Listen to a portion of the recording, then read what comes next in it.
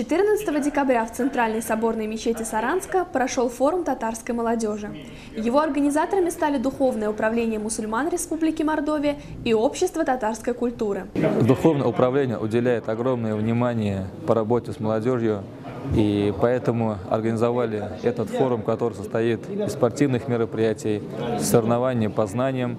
Будем надеяться, что такие форумы будем проводить ежегодно, и количество участников будет расти. В форуме приняли участие 50 юношей в возрасте от 15 до 30 лет из Саранска и татарских сел республики. В течение дня ребята выясняли, кто из них сильнее в интеллектуальных и спортивных играх, обсуждали важные вопросы, которые сегодня волнуют татарскую молодежь, а в заключении поздравили победителей и все вместе посидели за праздничным столом.